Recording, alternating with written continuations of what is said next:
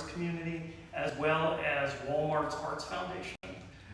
We had been trying for like 4 years to get grant money from Walmart. This year we got it. So all of the poets, except people that are really local, live in town, are getting paid to be here. For the first time since we've done this, and we've been doing readings for about 7 or 8 years. I've hosted them for about 4 or 5 of that. So we're really fortunate. We can pay everybody, and it allows me to bring people in from further away, which is one of my goals.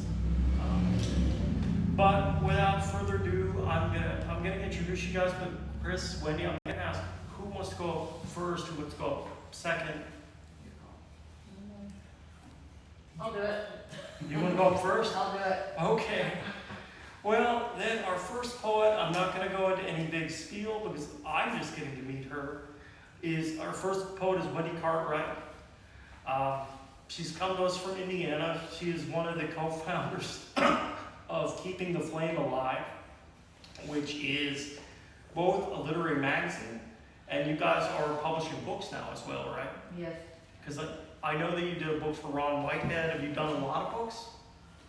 We are doing 9 this year. Oh, wow. So we've already done 4. Oh, that's fantastic. It's fantastic. So I'll just say, in addition to reading your own poems, if Keeping the Flame Alive is something you want to talk about as well, feel free to do that because we'd love to hear more about what you're doing. And we are really fortunate to have you here with us, and thank you for me. Thank you for Mark McLean and Tony Hayden, who is back there running our video in the back room. All of these readings are recorded, and you can find them on YouTube. And I hope everyone is okay with that. I've never had anyone have a problem with it. So without further ado, I'll just bring up Wendy Cartwright. Wendy.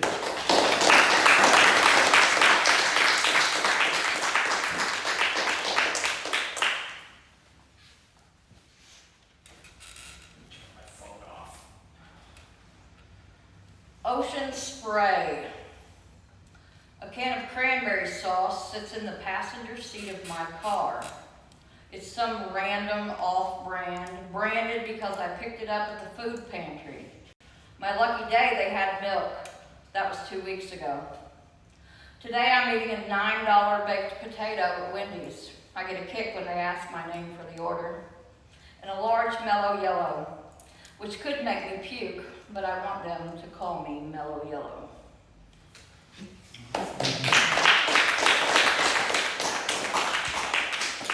So yes, Chris and I co-founded Keeping the Flame Alive. We started as a 1-page front and back pamphlet folded thing. We took a few submissions, maybe 6 people were in it.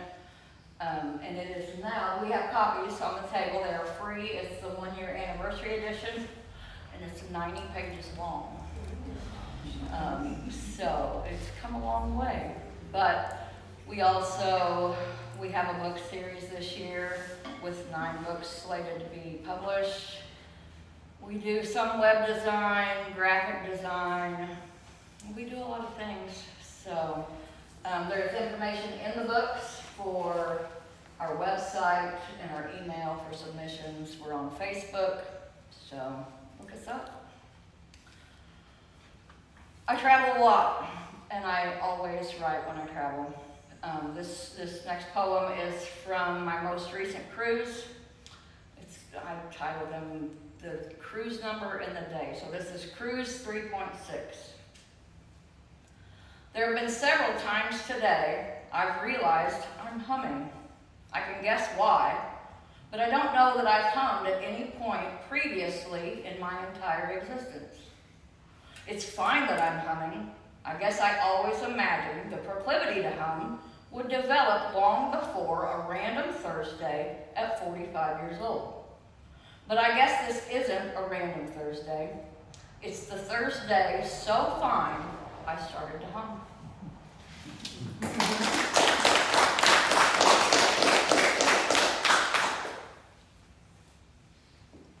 There was no song at midnight. I saw a friend cry today, during solemn conversation, checking in on checking out. She said, "I've written poems, but I'm not sure that it's helping. Sometimes I get tired of writing the same poem over and over again, but it's the only poem that I've got." Just then, we were the same. The hurt may be different, but the pain is mutual.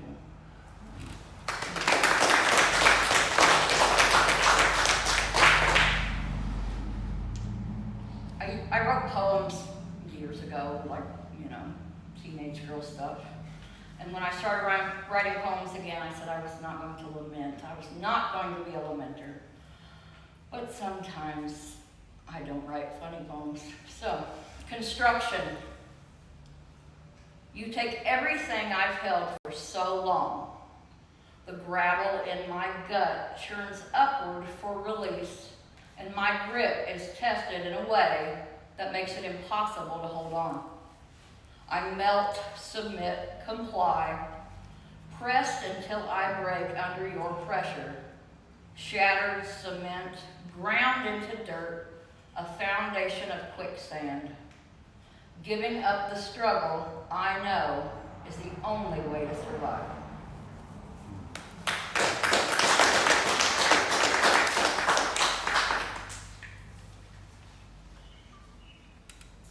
I wrote this during a thunderstorm.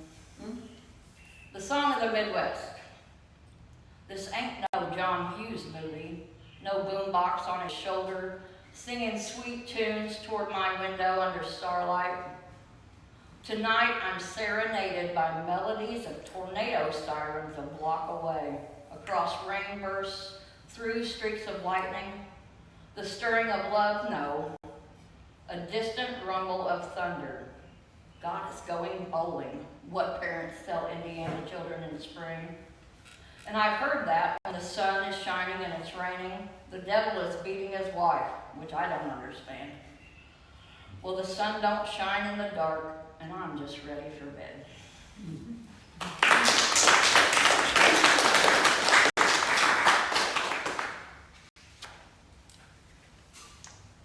Anatomy. My breath is caught somewhere between yes and no. It jumps from gut to throat, retches inside my chest, deflected by the brain, landing near my thumb. You speak your truth and I'm taken, caught up in intensity, terrified they are mine. I know they are mine. I also know that talk is talk, but often speech begets both fear and pleasure, setting words to stone, like those inside my nerves, electric hammers pounding at the thought of it. A brain as damaged as rotten peaches.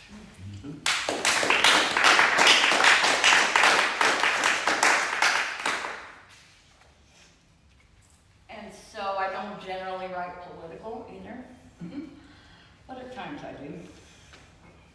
And this is called Clutching at Nothing. Like trying to finger a dime from a watch pocket, the same coin kept as a reminder, grabbed from tributes, bounced off the toe of a boot 1,000,000 years ago. Feeling the ridged edge, squeak out that familiar song along the broken fingernail of time, pressing the tips of the pointer and the bird as tight as humanly possible, with no grip strength left after years of clutching at nothing. And again, taking the sense from a blind beggar's cup for personal fulfillment, or grabbing a newspaper from the rack before the spring door slams, with a long dead Roosevelt tucked neatly away.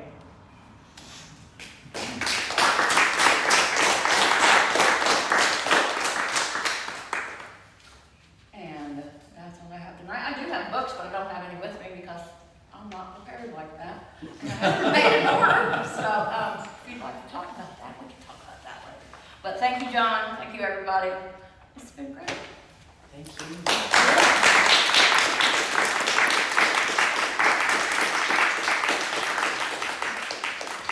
And I'll make another pitch there for keeping the flame alive. And, poets are all about self-interest. So you guys want to find another publication to get involved with, there's another one over there. So I've been meaning to check those guys out myself. So, all right, thank you, Wendy. Thank you for being here.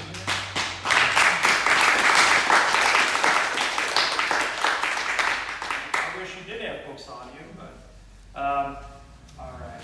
So with that, I will just bring up Wendy's co-founder for Keeping the Flame Alive, Christine, who was here last November when we had a reading that I know Julianne King was a part of, and a couple other people that day that were escaping my mind, or maybe I just don't want to think about Frog Corpse in my head.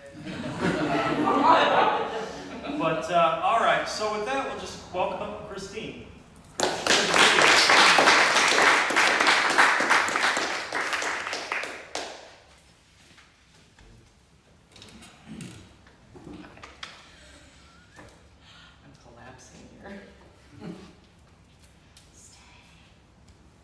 Yeah, I know that thing's been a little touchy all the time. I woke up tired, needing to brush the taste of not good enough off my tongue. My legs ached from years of chasing success, and my head ached from wondering what the hell that even was. I stared at my reflection in the mirror, but it looked as tired as I felt. So I filled my pockets and took a walk among the stones, looking for guidance from the dead. I sat under an old tree, staring at worn markers whose names and dates had been lost to the passing of time and the elements. I asked the inhabitants if we're truly gone when we're forgotten, afraid I'd one day be unknown dust like them. Kneeling here, stooping there, I left rocks, beads, and feathers, hoping to trade my trinkets to these impartial observers for whatever wisdom they'd gained when they lost the flesh from their bones. One by one, I asked them if they knew how to answer questions I couldn't even figure out how to ask myself. I poured out fears and insecurities, hoping to find that one key to unlock the door to more. Despite my gifts, each one replied the same: silence. I stood for a while watching the movement of leaves on a windless day, wondering if they were speaking to me and I'd just forgotten how to listen.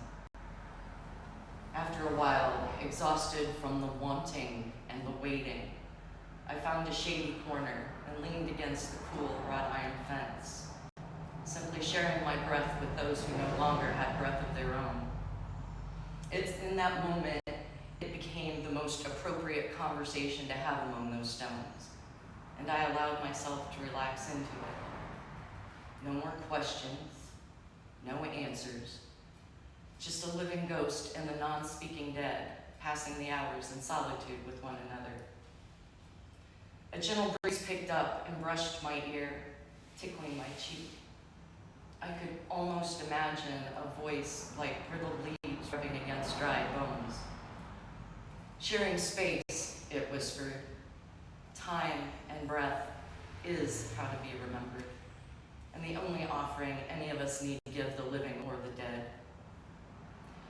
Standing with hands in my now empty pockets, wanting to believe it was true, needing to believe it was enough, I asked the silence one final thing. Is it really possible to stop chasing? Or do we simply bury it all in our souls and become our own walking graves?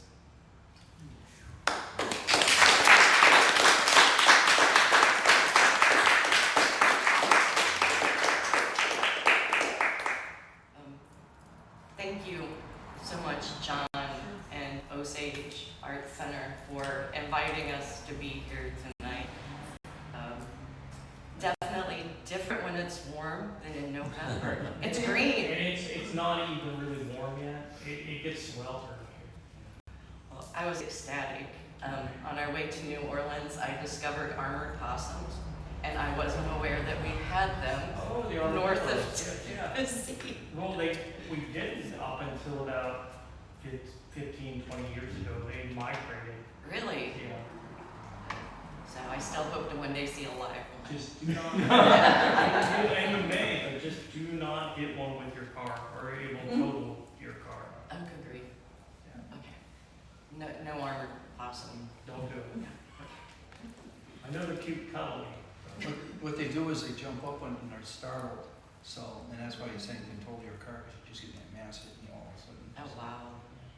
And They they don't don't go go underneath, even underneath, yeah. So they're jumping armored possums. Right. That makes them kind of even cooler. I went to that and I've got a couple grandsons that go driving trying to find these possums. And when they do, they park the car, get out, and they're trying to kick them like a football. And that's 14 and 18-year-olds. So I had to do it, I had to do it. Just go, if they can total your car, that has to hurt your foot. Yeah. It was quite amazing, but at least, I watched a dog tear a live one in half. at least it wasn't, it could have been worse, you know? So I woke up this morning and wrote this. So, yeah, surprise, new stuff. But it's called Devil at the Crossroads.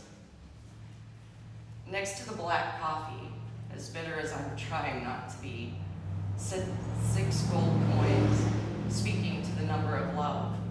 A gift from a voodoo queen demanding the number of power. And rose beads, the mystic said, were calling to the power of me. In the small hours and smoky darkness, I hear the spirits tease that every midnight is a crossroad and every day another devil. And I think, nah, I know I could sell my soul so easy, or lease it back to myself for a higher price of change. Somewhere between the smoke and coffee, the day crawls gray outside the window. The coins stare, the queen waits, and the stones softly glow.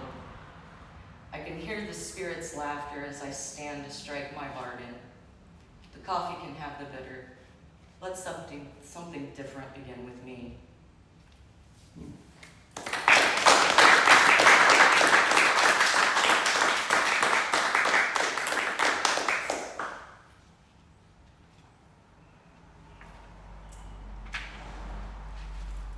This is one that I do not frequently, if ever, late, I think once before, read.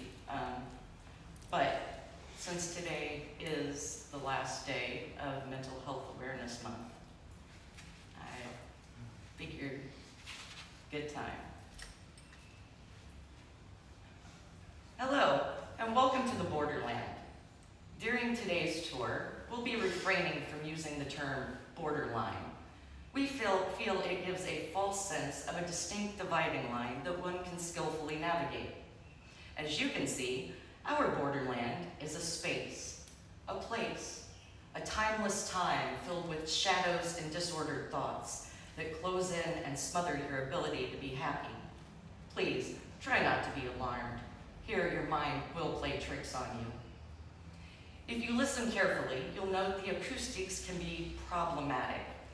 They amplify and give form to sound, allowing it to point an accusing finger at your mistakes, fears, and worthlessness. It's important that you don't feed these phantoms by giving them attention, as it will only encourage them to be more destructive. In the borderland, it can be difficult to know what to wear for your comfort and protection. Management suggests layers and reflective glasses. The winds here blow cold with insecurities, clammy with panic, and hot with rage. You'll also find yourself surrounded by dark mirages of abandonment and betrayal. These images may seem real enough, but much like a funhouse mirror, they're nothing more than illusions. As we continue to move forward, we come to our main attraction, the volatile sea of emotions, where every feeling becomes a perfect storm waiting to make landfall and destroy all you hold dear. If you reach under your seat, you'll find a selection of life preservers provided for your sanity. We like to call them cognitive behavioral therapy, dialectical behavioral therapy, and anger management. We do suggest that our sensitive guests avoid looking at the debris surrounding us in the water. Comprised of broken friendships, broken hearts, and broken homes, these would simply be the casualties we leave in our wake. The more observant may notice darker forms floating just beneath the surface: self-sabotage, self-hatred, and self-harm. It's best not to focus on them. In the borderland, the past can destroy our present if given too much thought. As we arrive back to shore, you'll find a table to your right with a sampling of medications: anti-anxieties, antidepressants, antipsychotics, and mood stabilizers. Although not strictly necessary, they have been found to help ease our guests' transition back to dry ground. Please feel free to use as needed. This concludes today's tour. Our apologies to those who wish to purchase souvenirs, but the Borderland doesn't offer t-shirts, bumper stickers, or keychains. With society's misconceptions often spoken as facts, such as we're dangerous, unstable, and attention-seeking, admitting you've been here can be uncomfortable and dehumanizing.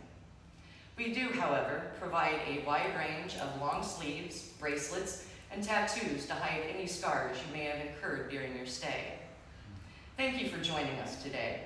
Please watch your step as you exit to the left, and have a safe return trip to your everyday lives.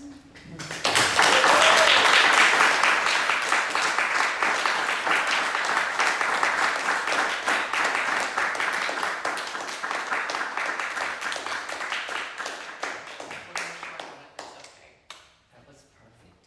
Thank you. So, I admit I've kind of been reading this one a lot lately because it, I think, is a good reminder, but I haven't read it in front of any of you guys, so it's cool. It's called 5 a.m. on a couch in rural Indiana. Frigid fingers of wind slip through the cracked window behind my head, tickling the hairs on the back of my neck. I can smell spring just around the corner, the way you could smell dinner from your room before Mom called you to eat. I ignore my neck growing colder, lost in the thought that some small part of this morning's wind could have blown through the years, collecting particles and cells from everything it touched. How many trips around the globe could it have made just to come through my window at this place in time, trading molecules of history for a little part of me? I turn to breathe in as much of the air as my lungs can hold and think, I am inhaling tiny bits of everyone I've ever loved, bits of people I've never known, and every single event that's happened in between. I'm shivering now, but open the window wider, allowing the world in to chill my coffee and numb my toes. It is 5 a.m. and the last of winter's wind is keeping me company on a couch in rural Indiana, and I am the least alone I will ever be.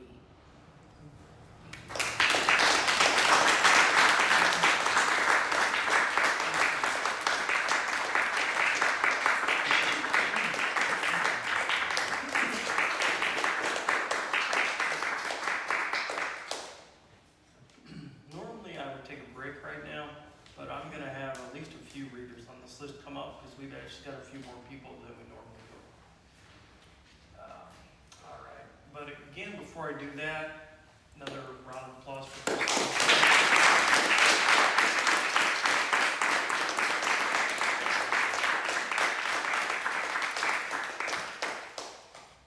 I never go in order on this list, which kind of screws everyone up because they think, oh, I'm on this spot, so I'm gonna get to go then. No, I don't think so.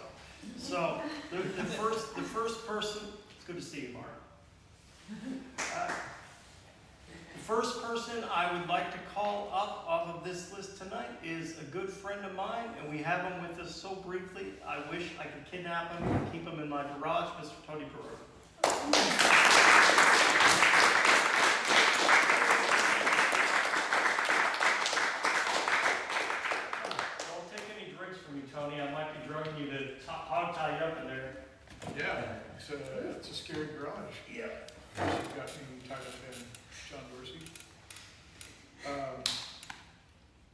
Speaking of garage people, here's one from my book.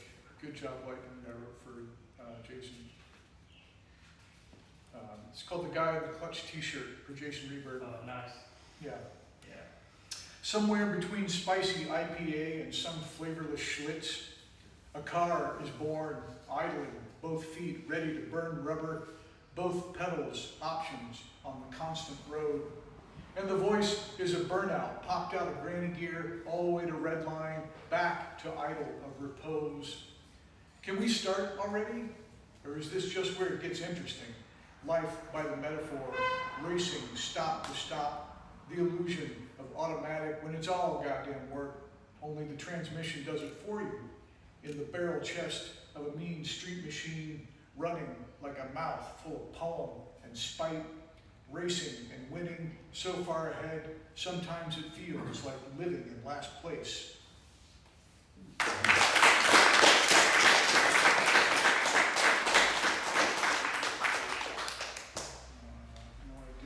want to do a couple of short ones. These are poems on demand that I've written in the past 2 or 3 months at events, where I sit with a typewriter and make poems for people. People come up, we have a short conversation about the poem we want, it could be about anything. And then you go away and come back in 10 minutes or so, 10 or 15 minutes, and I have a poem for you. And I did a festival in South Bend, and the last 4 poems that I wrote of the day was a bachelorette party. They had started at this festival, and so I made poems for the bride-to-be and her entourage. What are they called? Wedding party? The bridesmaids. She had the sash. They had the pins to designate, so I made poems for them all the party. It was pretty funny. So I want to read one of those that I liked. This is called Brick Red Roses, and this is from the Mind, Body, Spirit Festival in South Bend, May 3rd, 2025. Brick Red Roses. He builds things as sturdy as us, from bare blocks, erects roses, and shelves cats like it's their natural habitat. Seen the world, now stay at home, tending goose chasers and considering the opinions of a cat. One could guess when he says Sander, he's talking about love in his language of hands and tools. He builds things like he likes anything focused and precise about what matters, like us. And one other one I wanted to share from a music festival called the Riddle Point Boogie from May 10th, 2005. And this was just kind of a free write. Someone at the table, there were a bunch of us vendors lined up, and someone at the other table just asked me to make a poem, and so I made one about what was happening at the time, which was the sound check for the stage. This is called Sound Check. Can we get a little more talent in the monitors?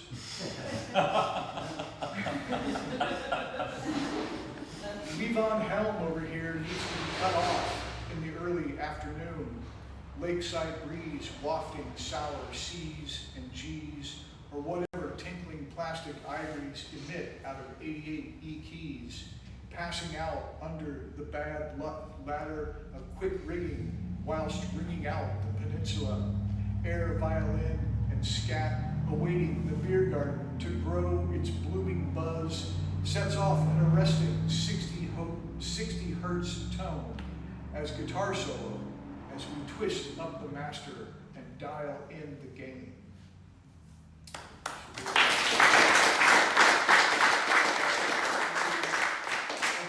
One last one, another poem on demand, also from Riddle Point. I like this one. I do a lot of cat poems, I do a lot of dog poems. This is one for, if I remember right, this was for like a father and his young daughter, and it was about a cat and a wizard. A cat that is a wizard, something like that. I could go back and look at my notes or something like that. So this is called Abracadabra. It was about a cat that turns into a wizard, and they like to jump into the Christmas tree. Anyway, it doesn't matter. It's Abracadabra. 'Tis the season for felling ye old Tannenbaum, festooned with tinsel, its base wrapped with a blanket instead of snow. Crash go the ornaments, silver and gold, smashed to bits, a festive prank. Between the limbs, bright orange eyes, peering remorselessly back on a bright Christmas morn. Bob, the Christmas cat, asserts his dominance, shredding the tree with glee. Then poof, a pointy hat appears atop the cat, working his chaos magic, squinting, wise as a wizard. Not even a switch beats this conjured catastrophe.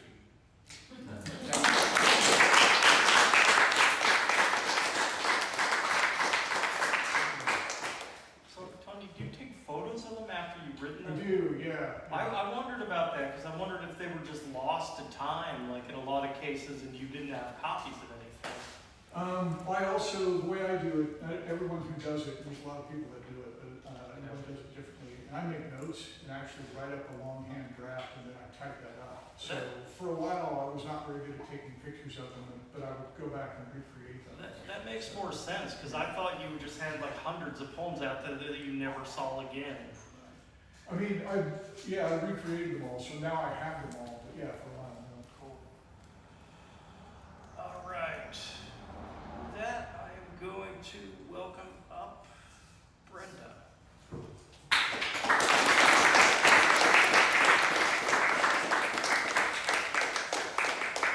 have a real interest in time and light, so I have 5 points here I'm going to read about time.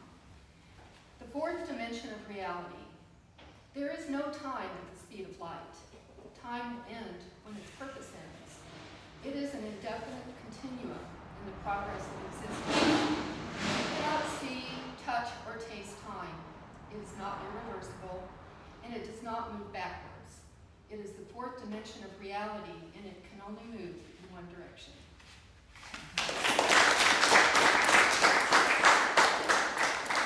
Progress of existence.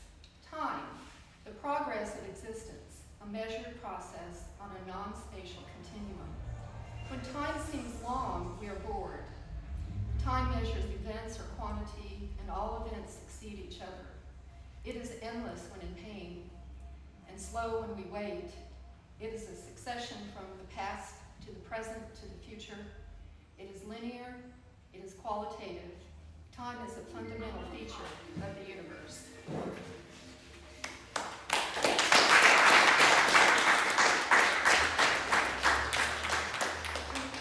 No change, no time.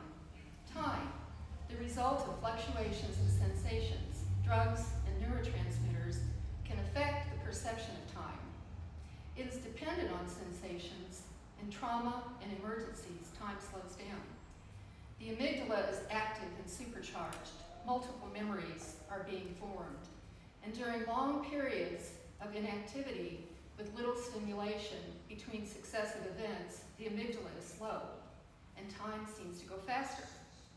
When there is no change, there is no time.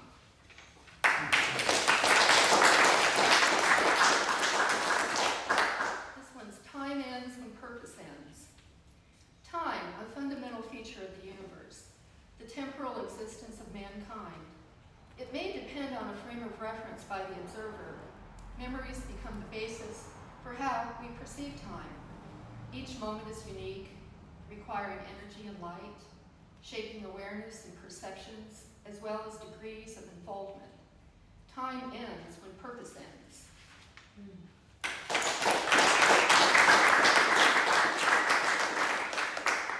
This one's called the problem of death. Human life meant to prepare for death. Time is the fundamental feature of the universe, the basic aspect of subjective reality. Time does not exist outside the universe. Outer divisions and durations and spans are man-made. The soul needs contemplation of time to solve the problem of death. In that respect, time can be the greatest enemy of life.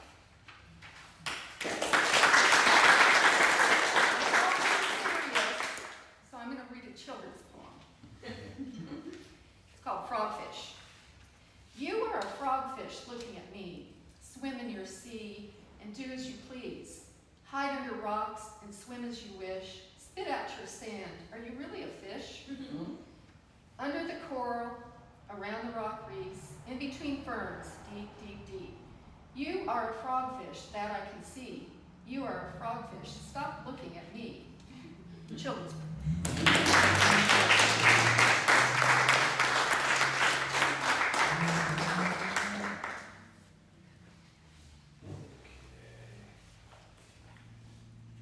I'm gonna bring up someone I just met today. I've never met before, so we'll see what she's gonna read. Robin Teal.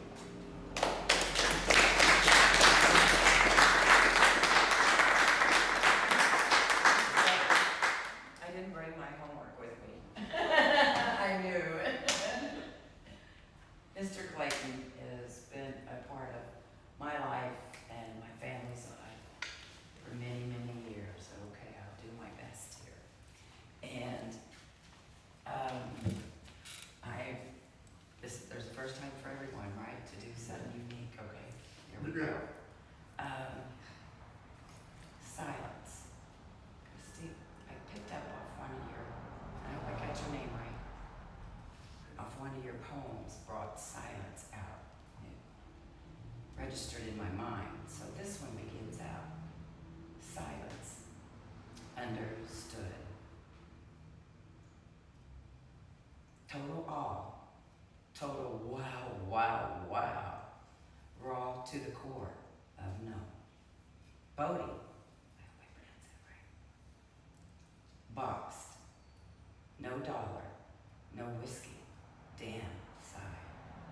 Fodder, thinking, what the hell does this word mean? Depth of hell, on fire, Bodie. Ford, she now sees where he goes. In loving memory of Dawn Clayton, Mr. Clayton's wife and Elizabeth's mother, a dynamic lady. And where this all came from, I had the honors of getting one of the Reported for Duty books. Awesome. And so I started reading, and this one night, I'm like, wow, wow, wow. And you know, it was like I could relate, I could register, I could feel, see. Then I just started writing down these words, and of course I had to use Webster a few times on a couple of them to make sure what the meaning was. But anyway, anytime in anyone's heart that we can come together, share, care, I'm okay, you're okay, in an element that complements everyone is a beautiful thing.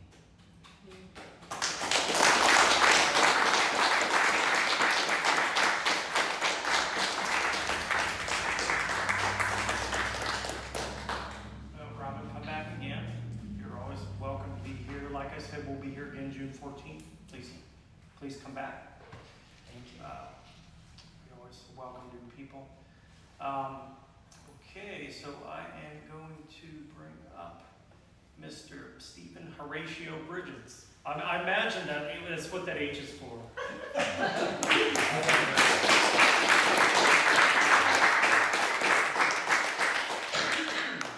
No, it's not. Don't tell me it's something less ostentatious, because No. It's Hamilton, Oh, nice. wow. That's very nice. but no relation to the family. Well, anyway, it's lovely to be back here. I haven't been here for a while. It's good to see you. We're in the, I was in the samsaric trance. There was no escape velocity. Velocity was hard to achieve. I know no one else has encountered that. Anyway, this is my new book, and thanks to the OAC folks for helping me with this. It's the Hobo Bob Cantos. And Hobo Bob, well, he's one of my masks, I guess. But this one is called Hobo Bob Rejects It All, Finally. And I preface it with a quote from the late, great Chet Baker. Having to live up to the fantasies of others is a real drag. I want to let you know that as of this morning, right now, this very instant, I'm demanding of all and sundry a full reinstatement of my inalienable birthright to loaf, goof off, or for that matter, to lounge about expressing my slackness, or to kick back, to throw or flip my flops. It's the same with shoes or boots. This morning so far, I'm barely out of bed, and in this brand new day, I've resolved to cast off the need to be accountable to any man, woman, beast, or billy goat, in any way, shape, manner, or form, in whatever style or substance, wherever they might hail from, for whatever reason or season, be they chief or Chinaski. Furthermore, I'm demanding a full and complete release from all the to-do, the to-be done, the why and the how, and all the howdy-do. If any of this pulls your chain too hard, go ahead and stop that check.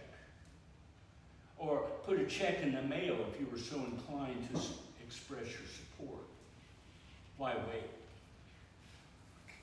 Either way, I could not care less.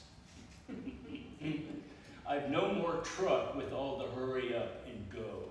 Already, I'm way too late according to someone else's schedule. So what? And as at this very instant, I don't do pressure. Not even a little bit. Shit's gonna get done somehow or other. It will all happen in its own sweet time, or mean time, or kind time. And as of today, not on my time. I won't even bother to figure out what will happen to the world when it gets my memo demanding full and complete release from any and all sufferance. And as of right now, no more chores, darling.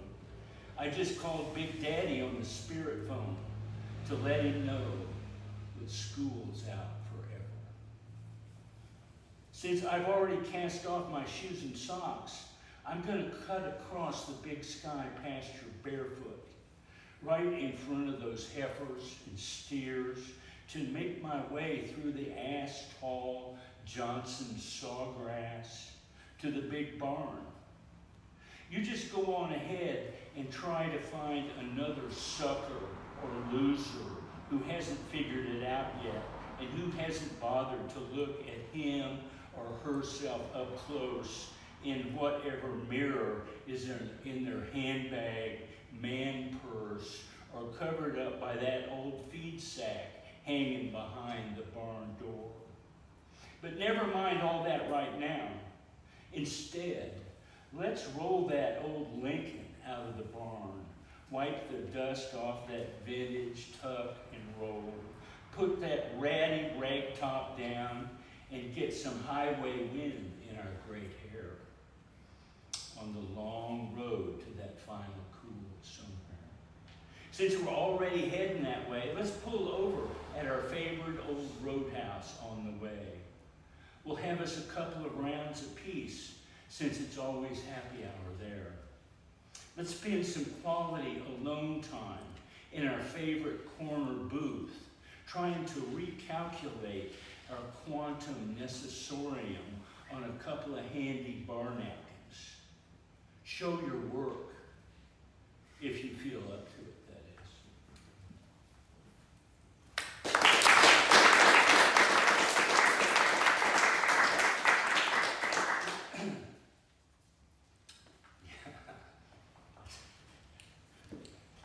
That's a piece of work, isn't it?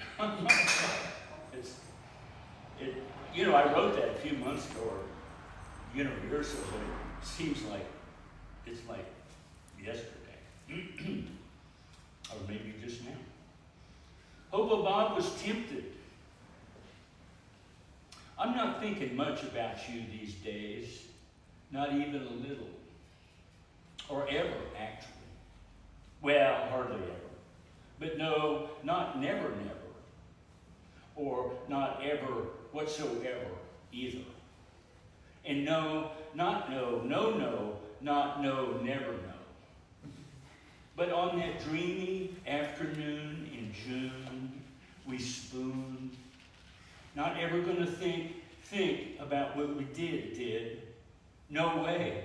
Not this way or that way or any which way. Or if you were tempted to, also.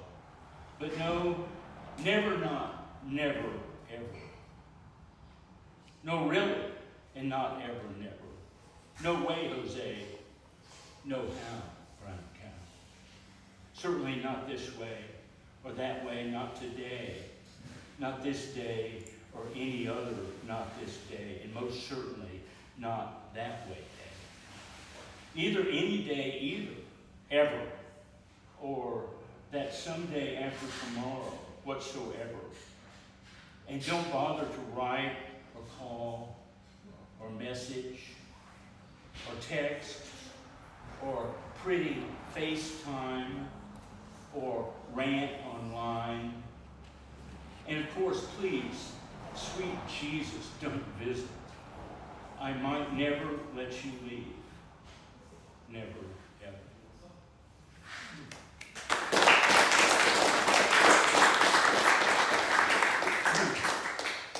I've got one more. I've been here a few days, and I've already saved 2 turtles from out in the highway. So last time I was down here, I saved 7. So I felt like, pearly gates, man. I got it made.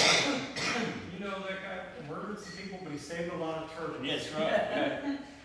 Hobo Bob reporting from the back roads.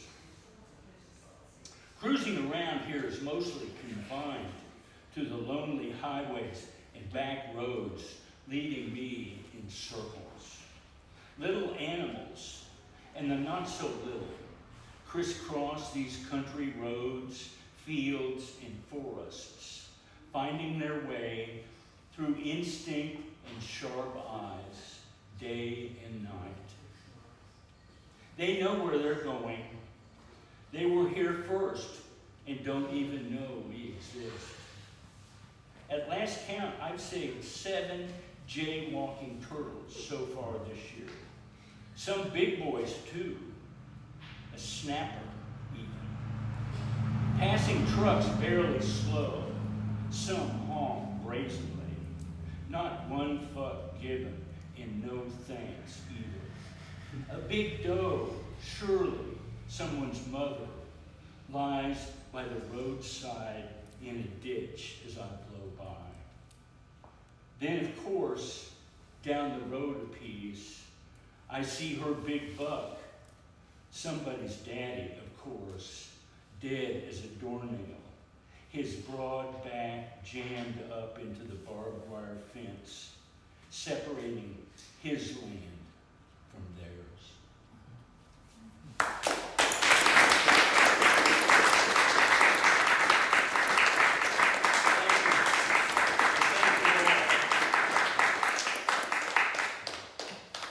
Thank you, Steve. I think I'm going to start referring to you as S. Hamilton Bridges. That's great.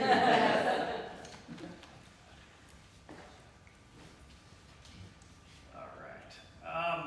With that, I'd like to welcome up Mark.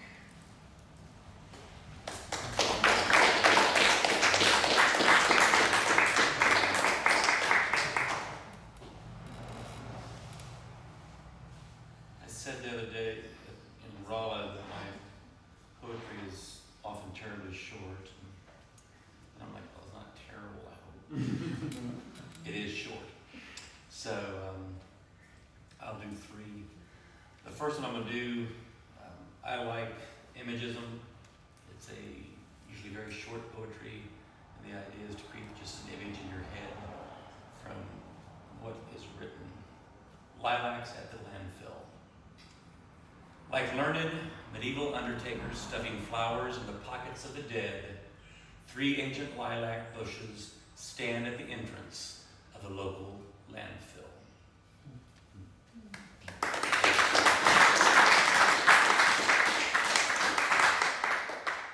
The other day, Stacia read her moon poetry, Which was a lot of fun. and so at the same time she was writing her moon poetry, I wrote one also. And I read it in front of her, embarrassing her terribly.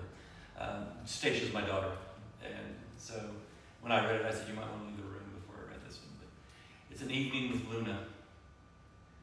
We lay on the pallet made from 3 old blankets in the back of my red S10, with our bodies still shining in Luna's glow. Sated for the moment, we untangled ourselves, and you rested your head on my bare shoulder as we marveled at the dancing stars and her trek across the night sky above us.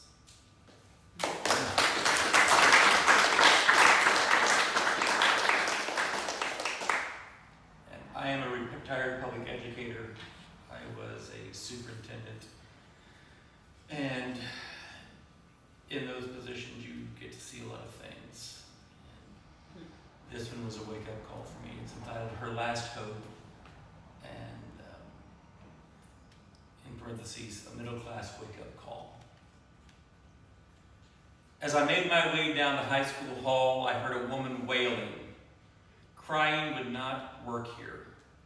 Wailing from inside the principal's office. I quickened my pace as my mind jumbled with thoughts of what horrors would greet me. I tried to make sense of what I was hearing. Did we lose a student? Did a child lose a father?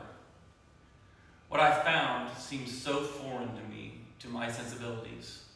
A mother, lost in her emotions, sat inconsolable as the principal patted her shoulder and offered tissues for her tears. Her youngest son, the 5th of 5, was quitting school, like his 4 brothers before, and all she could say between sobs was, he was my last hope.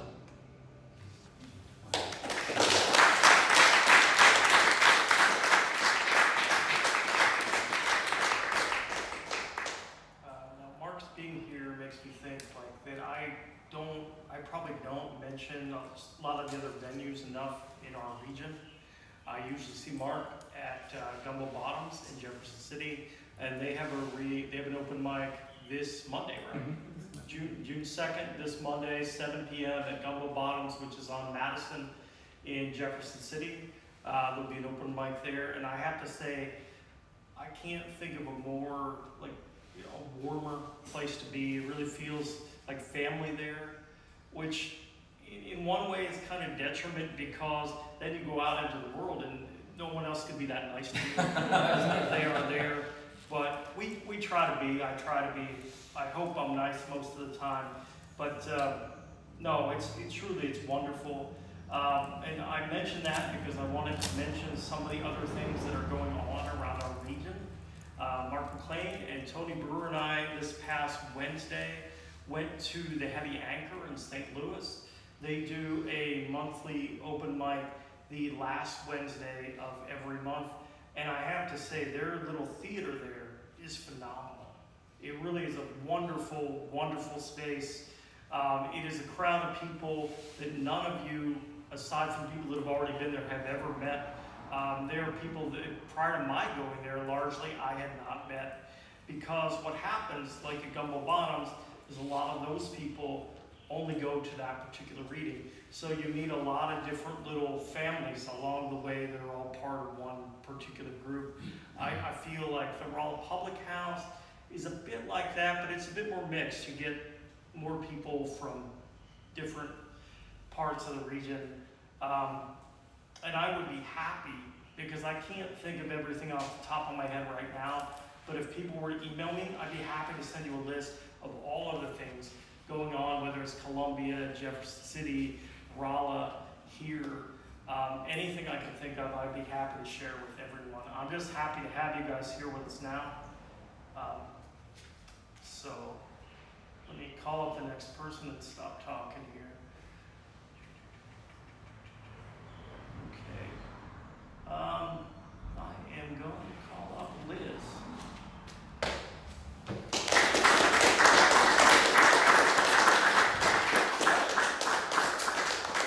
Running into the art? Okay, so everybody brings up papers, and I don't write that often, and I don't have any books, and I don't even have a printer, so we're all stuck with my phone.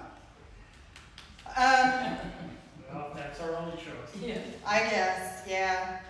So, after touching on Mental Health Month, I think I'm gonna read this poem about ADHD, which I should have known I had a long time before I knew I had it. And from, talks too much and has great potential but won't apply herself, to kind of, I don't know, it's just part of me now. And this is a poem that I wrote quite a while back called Circus. So here we go. There is a circus in my head. Welcome to the big top. Noisy chaos, blinding lights, inky shadows. Do I smell popcorn? There's a circus in my head. The ringmaster fails to announce. The acts all start at once, or not at all. My thoughts are raging, always rearranging. There's a circus in my head. I am the lady that can't sing. The lion tamer in a ring, ringmaster impotent amid the confusion. A sad clown, a tightrope walker with flaming batons. The ultimate juggler, a master of illusion. This is no delusion. There's a circus in my head.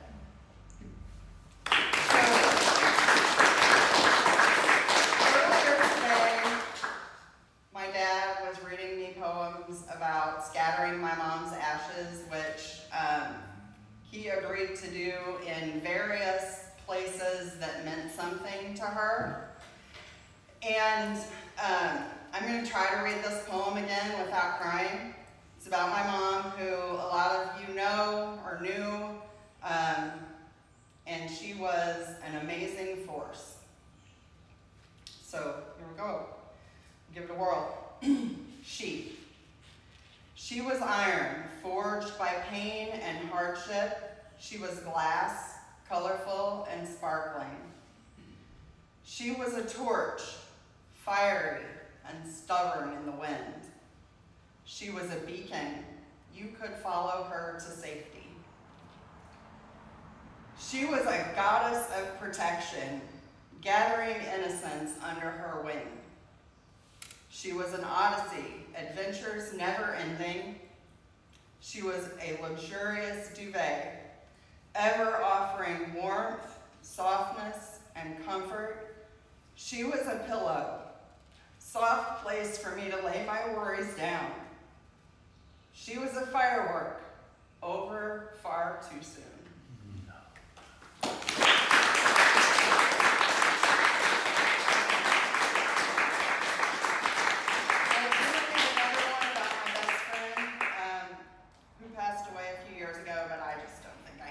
So thank you all.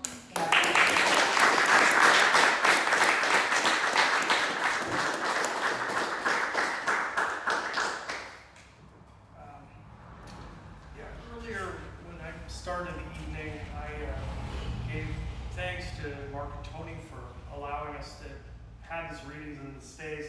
I give thanks to Walmart and for the grant funding that we received to pay the features that are coming in now, and I just want to do that again. Walmart, if you're listening, we'll take your money again next year if you want to give it to us.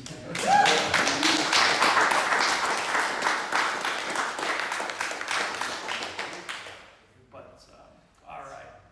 And again, before we close this out, I want to say that the next reading will be June 14th, which is about 2 weeks from now. at 6 p.m. This year, they're always going to be at 6 p.m. because I'm not doing a big, like, 20-person reading this year. We have more readings with 2 or 3 people than we've had in the entire time I've done this. We have more readings this year than probably in the entire time I've done this, so we're not doing a big free-for-all. At least not yet that I have planned. Maybe I'll surprise myself. So June 14th, please consider coming out. And if you want me to email you all the dates that we have upcoming, I'm happy to do that. Just track me down. I am not a hard man to find. All right.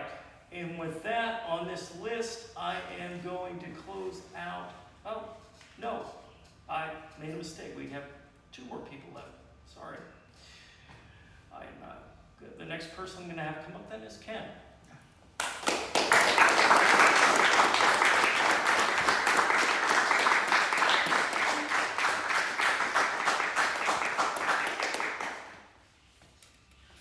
My line of vision almost. I'm going to read a couple of nature poems. So I like to start by reading someone else's poetry. And this is a friend of ours who lives just south of Philadelphia, in New Jersey, just across the river, in fact. Her name is Merle Smith. Autumn turns to winter. Scarlet leaves against a cerulean sky turn brown, crackle underfoot as squirrels skitter and slide, and shy deer hide camouflaged against the silvered woods. And the world turns violet, gray, and white.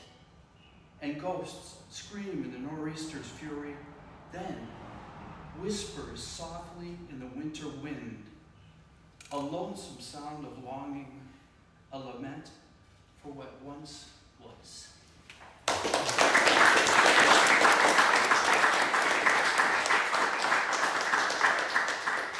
Another Merle Smith. Leaves in the wind. Leaves whisper, give voice to the breeze that caresses them. They speak of birth and the vitality that is theirs for a season spent in anticipation of the fall dance that awaits them.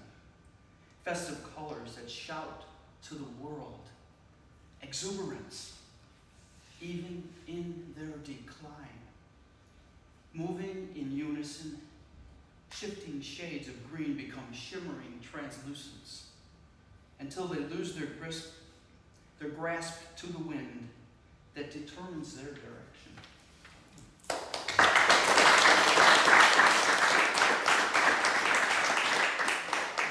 Thank you. Vigilance. Mastery of the air, thermals, updrafts, hours aloft without effort, ever vigilant, searching for the scent of death. The one thing to draw it down to earth where fur flies, flesh is torn, rendered, the sustenance that lifts it, rising again to ride those thermals.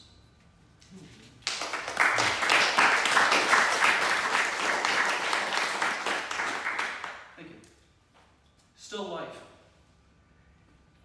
Swallowed by still air, my kayak sits in the shade of maples and sycamores. The sound of my shifting feet carries through the water to reach turtles sunning on a fallen tree that rises from the river. The turtles drop one by one, their splashes sending ripples that lap against my kayak, almost rocking it in this almost still life. Beheld, held by my eyes, a watercolor of words, poetry in motion.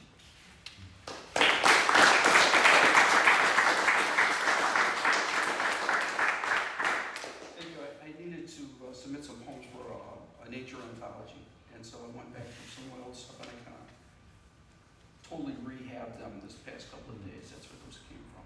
Okay, so I've got it in my hand finally, my copy of Random Riffs. From Spartan Press. Random Riffs are poems that I write, many of you know. Take notes while I'm driving. I talk to my phone and include what I see, where I'm going, what I'm thinking, and music. So I thought I had a chance to read from it, so I'm just gonna pick one at random. There you go.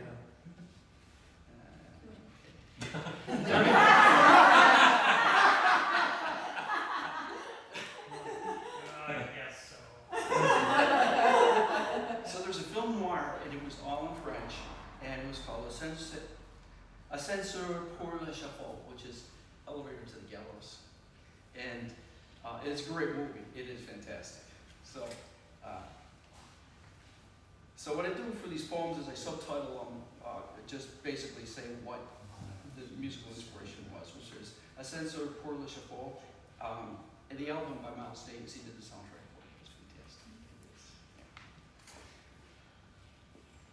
Bad news seems to come at every turn. Friends facing dark skies. On my way to see my own doctor, I wonder if it's my turn. North on 63 out of Jeff City, climbing hill after hill with Columbia always beyond the horizon. I leave gray skies behind to drive into some of the darkest I've seen. This may not be an elevator, but each time I crest a hill, I wonder if I'll find gallows at the top. Faceless friends lined up to the plaintive wail of Miles' trumpet as they wait for their turn in this film noir. Wait for me to join them, my heartbeat, the bass that lies under every track. But then that trumpet almost sings, and even when that horn is muted, I know that we each have our own highway, and not every road leads to the gallows.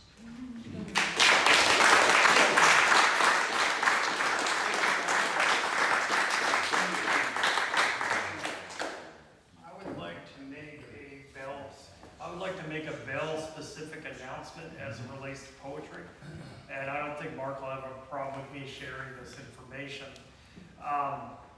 For the last several months, we've been in the process of picking a new city poet laureate for the town of Belle. That program, which Mark was largely responsible for, Mark and Steve Vogue and a few other people in 2017, I was fortunate to serve as the first city poet laureate.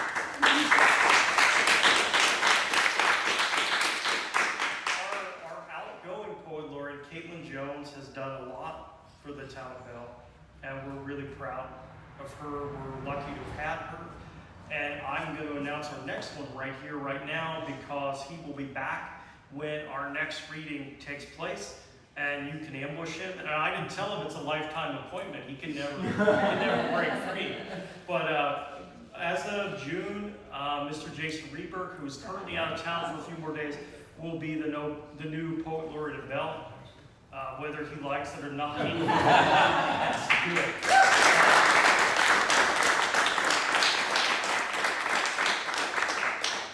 And so, over the years, the one question I've had a lot of people ask me is, what does the poet laureate do? What is that position exactly? And just, that can mean a lot of things in a lot of different places depending on where you live. Belle's poet laureate goes and speaks in the high school. They talk to young people, they give readings. I had a party at the library where we had a big reading there. Mark and I have talked about having the Belle Poet Laureate speak at the Belle Fair in the past. It involves like editing publications that involve both local authors and people from far away. And Jason has already had a hand in a lot of that. A lot of people that have had books in this room, Jason has published, mostly because I've coerced him into doing it. But he does a lot for the community already, and we're lucky to have him too. So if you see him when he comes back, give him a hug, make him feel uncomfortable.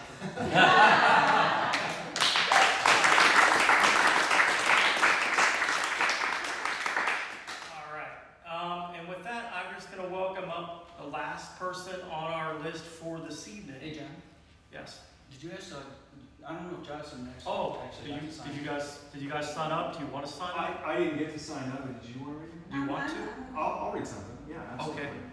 Well, then I will call the next person, then Max, you Okay. will be the last person. I'll be the last one, okay. All right. So with that, I will welcome up John Clayton.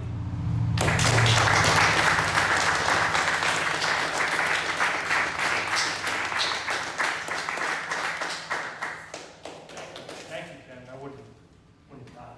I would appreciate it.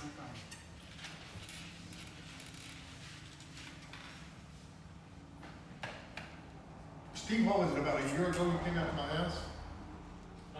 I think it was longer than that, but Anyway, don't ask me to count. I don't think Steve's been here for about 2 years. well, Steve, one time, Steve came to my house. Yeah. And he was telling me about his character, Hobo Bob. So, after he left, I did a haiku for Steve. Oh, I don't mean to pleasurize your idea of Hobo oh Bob. no. Feel free. But the haiku is this. Yeah. Hobo Bob wears waders, but Frisco Bill ain't got no money. He has to fish naked.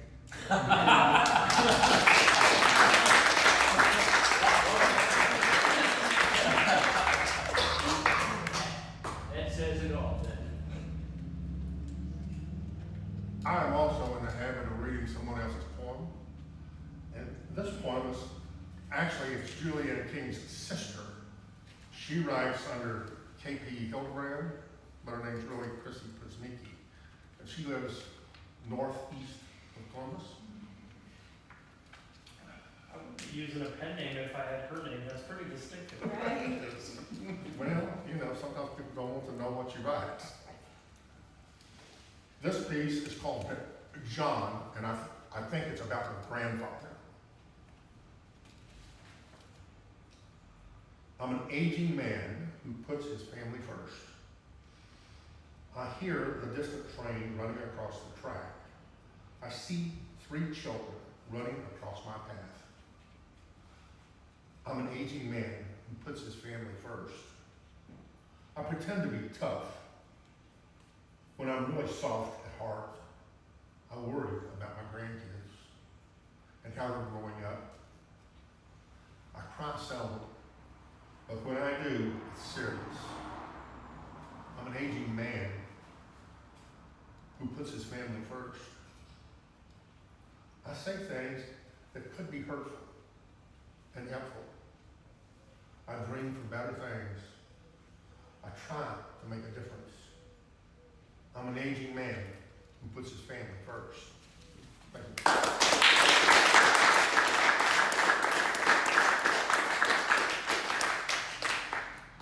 I am currently, as Liz said, I've decided to work on a chapter about spreading my wife's stardust.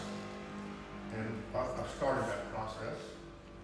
I guess I'd just like to read 2 pieces for you. One is not about that, but it's about Dawn.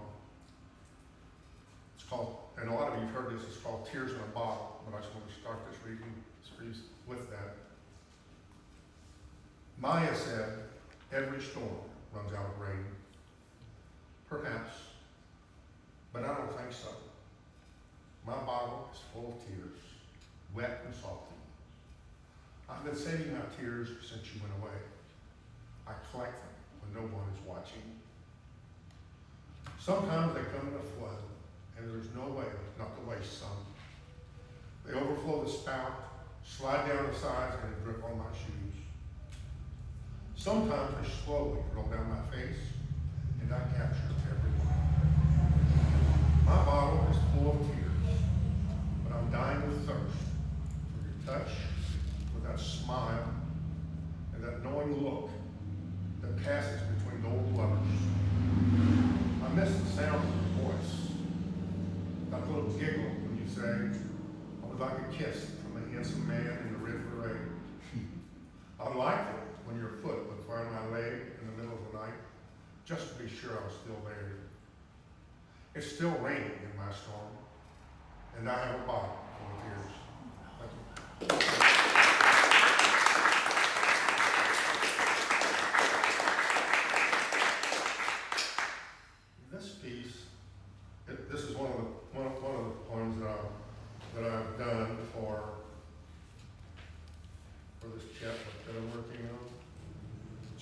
Bennett Springs Barristers. My late wife was a lawyer. Of all the lawyer social events, the annual meeting of the Bennett Springs Barristers was your favorite. Always in April. No friends, family, lovers, or political types, unless they're lawyers. The definition, a rare opportunity to mingle with lawyers and judges. The definition of DEI. Unlike me, you were a poker whiz. Any crazy, weird game was fine with you. Low Chicago, Deuces or Wild, baseball, Dr. Pepper, or three-card guess. You joyfully played them all. You never folded if there was even the remotest chance of winning. You rarely came home with more change than you started with, but no one enjoyed themselves more. I rarely played at the same table as you, but I would watch you and those younger lawyers all around you. It was clear they loved you and respected you. I often saw you and a young female lawyer huddled away from others as you imparted advice and encouragement. You were small, had gray hair, lugged an oxygen tank around for years. Those who misjudged you soon found that you were a Tasmanian devil when it came to your clients. You were bigger than life. You were a risk taker, drove too fast, drank too much, loved more than you should, and laughed loud. Ken was with me on May 1, 2021, when I spread some of your stardust on the banks of the Niagara, below Bennett Springs. A green heron flew upstream, as they always do when startled. In between the sound of cars on Highway 64 bridge, we could hear the river gurgling and a blue jay scolding us for invading his space. I tipped the pill bottle and watched a gust of wind catch your stardust and carry it downstream. At the banquet at the lodge, we toasted you and other members who passed on to places unknown. That was 3 years ago. Alone, I have gone back to that spot every year since to spend a few minutes with you. I miss you. Thank you.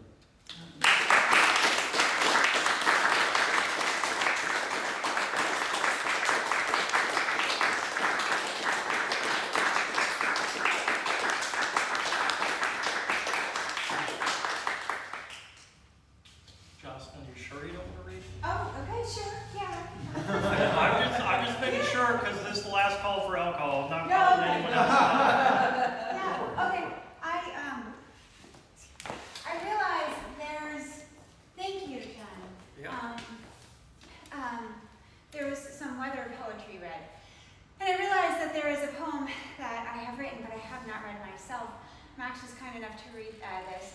There was a tornado in Rolla, and there was a poetry reading right after it. I don't know. Sorry. This is the tornado poetry theme music. All good. So after the tornado, everything kind of shut down for a little while, and then started to kind of trickle back, and we really kind of learned who our town was. Okay, this is called Tornado. When the storm arrived, we huddled around flashlights and bourbon and told stories of loved ones and shared trashy jokes, encased in concrete as the world outside was torn apart. When the storm departed, we gathered around shattered glass and siding and sawed apart the broken limbs and boarded up the windows in the open air as the town lay jigsawed at our feet. When the dust settled, we rallied around barbecue and bonfires and warmed our showers and opened our doors to our neighbor as electricity seeped in like groundwater. When the power returned, we appeared, back on our social platforms, and the digital record will show that conservative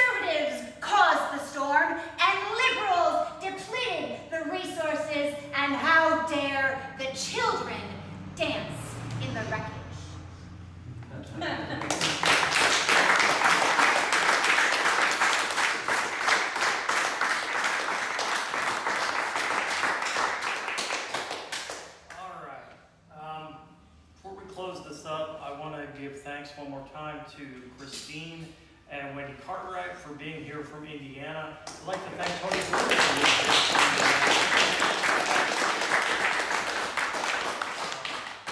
And I'd like to again say that these folks have some publications over here on this table. Please catch up with them while they're here and check those out. All right, and with that, I'm just going to close out our evening today with Max. Oh, good. You did. I was not gonna do that. I really appreciate everybody advocating for me so much. It's really very nice of you. This poem is a surprise to me, so I hope it is also a surprise to you. At an interstate meeting of poets in Belle, Missouri, just down the road from Bland, the reading was briefly suspended by an urgent aside on armored possums. Here we call them armadillos. And everyone seemed to have something to say. They only just got here 15 or 20 years ago. It's funny, I only see them as roadkill. Well, if you do see one alive, drive around it. Yeah, they get scared, they'll jump up and total your car. I know 2 kids who like to kick them like footballs. It was like the topic erupted from under our skin, an itch demanding to be scratched. We all needed to talk about where these migrants came from and how they look different and act different and how some want to hurt them and that so many fear them and how so many are dead. At a deep level under the skin, we knew before knowing it that we had to figure it out. We had to figure out how to see them as us and not as them. We had to learn how to live on the same side. Even when we want to talk about nothing, we end up talking about armadillos. And so deep down, well under the skin, we feel the itch that is poetry.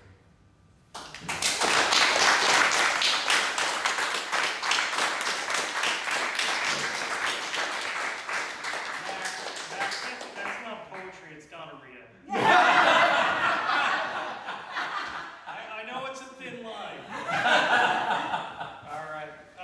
With that, thank you everyone for being here. I got to not feel weird for about an hour and a half, and that's the highlight of my life. And I appreciate all of you, and I welcome all of you to be back here next time, June 14th. Please come on out. I'm always happy to see you, and please come support my friend Paul Kanicki, who will be here from Dallas, Texas, who I'm sure has seen some armadillos himself and can tell you a few stories. Thank you so much. Thank you, Chris. Thank you, Wendy. Thank you, Mark. Thank you, Tony. And thank you, Walmart, again. And just go check out what these folks have. I appreciate you. See you in about 2 weeks.